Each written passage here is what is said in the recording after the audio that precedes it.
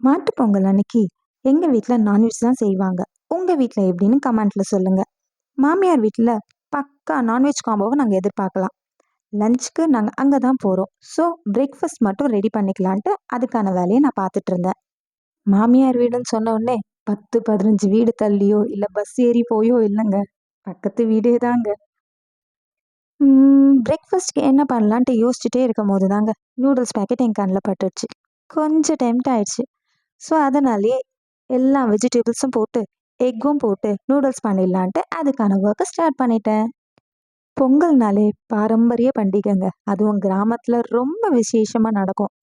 வெளியிலேயே பொங்க பானை பொங்கி கரும்பை நிறுத்தி எவ்வளோ அழகா இருக்கும் தெரியுங்களா? பட் நம்மளுக்கு அதெல்லாம் இல்லைங்க. ஏன்னா எல்லா சொந்தக்காரங்களும் சென்னையில தான் இருக்காங்க. டிவியில பார்க்கறதோட சரி. மாட்டுப் பொங்கல் அன்னைக்கு கிராமத்துல சொல்லவா வேணும்? மாடுகளை ரொம்ப அழகா அலங்கரிச்சு ரொம்ப சந்தோஷமா கொண்டாடுவாங்க.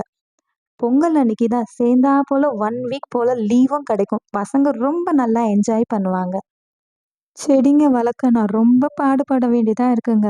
ஏன்னா சுத்தமா என் வீட்ல வென்டிலேஷனே கிடையாது. பட் எனக்கு கிரீனரியா இருக்க ரொம்ப பிடிக்கும். அதனாலேயே அங்கங்க சின்ன சின்னதா நம்ம மணி பிளான்ட் வச்சிருப்பேன். உங்களுக்கு இத பத்தி ஏதாவது ஐடியா தெரிஞ்சா ப்ளீஸ் எனக்கு கமெண்ட்ல ஷேர் பண்ணுங்க.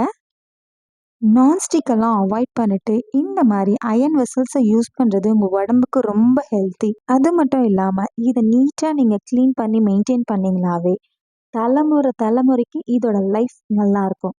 எங்க வீட்ல எல்லாரும் விரும்பி சாப்பிடுவாங்க இந்த நூடுல்ஸை. வெளியே வாங்கி சாப்பிட்றதோட வீட்ல இருக்க பொருளை வச்சே ரொம்ப ஹெல்த்தியா பண்ணி கொடுக்கலாம். ம் எக் நூடுல்ஸ் ரெடி. ரொம்ப கலர்ஃபுல்லா இருக்கு இல்லைங்களா?